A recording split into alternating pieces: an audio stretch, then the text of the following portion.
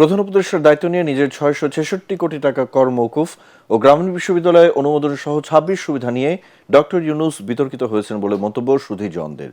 রাজধানীতে এক মুক্ত আলোচনায় বক্তারা বলেন, এ কারণে তার নেতৃত্বে অন্তর্বর্তী সরকার জনগণের প্রত্যাশা পূরণে ব্যর্থ হয়েছে। সুশাসন প্রতিষ্ঠায় সাবেক ও বর্তমান সব উপদেষ্টার সম্পদের হিসেব জাতির সামনে উপস্থাপনের তাগিদ দেন বিশিষ্টজনেরা। ইমদাদুল্লাহ বাবুর রিপোর্টে বিস্তারিত। গুরুত্বপূর্ণ যেই স্বচ্ছতা, জবাবদিহিতা ও শাসন ব্যবস্থা শীর্ষক এই মুক্ত আলোচনার আয়োজন করে centre for governance studies CGS।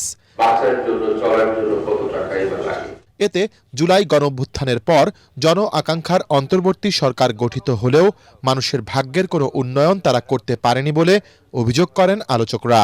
Professor Yunus সাহেব যে সুবিধাগুলো নিছেন ওনার প্রতিষ্ঠানের জন্য, এগুলা ইতিহাসে হাজার বছর ধরে নেতিবাচক ভাবে আসবে, এগুলা নিয়ে উনি বিতর্কিত হয়েছেন।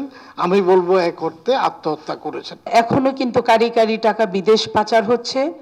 এখনো কিন্তু আমাদের উপদেষ্টারা নিজেদের আয় ব্যয়ের কোনো হিসাব দেয় নাই। স্বচ্ছতা বলেন, জবাবদিহিতা, দায়বদ্ধতা, শাসন, এগুলো কেউ আসলে সঠিকভাবে করে না। বক্তারা আরও বলেন, ক্ষমতায় বসে এই সরকারও সুবিধা ভোগ ও দায় এড়িয়ে যাওয়ার সংস্কৃতি প্রতিষ্ঠা করেছে।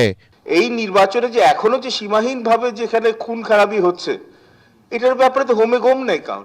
এখনো আমি আশঙ্কা মুক্ত না, নির্বাচন যে আসলে ঠিকঠাক মতো হবে কিনা।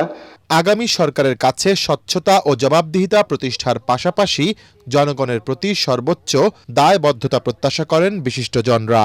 বাংলাদেশের রাজনীতি, অর্থনীতি, ভূ রাজনীতির ভাইরা ভাইদের ইচ্ছা এবং অনিচ্ছার উপরে কিন্তু চলে। যে সরকার আসবে সেই সরকার এমন শক্তিশালী নৈতিকভাবে থাকা উচিত যার পিছনে সমগ্র জনগণের একটা সাপোর্ট থাকবে। সংঘাত আমাদের সংস্কৃতি হয়ে দাঁড়িয়েছে এবং সন্ত্রাস আমাদের ভাষা হয়ে দাঁড়িয়েছে। এটাকে কিন্তু যদি না করা যায়, এটাকে কিন্তু আমরা সামনের দিকে এগিয়ে নিয়ে যেতে পারবো। রাজনৈতিক দলগুলোর এবারের ইশতেহারে জবাবদিহিতা প্রতিষ্ঠার বিষয়ে সুস্পষ্ট অঙ্গীকারও কামনা করেন সুধীজনরা।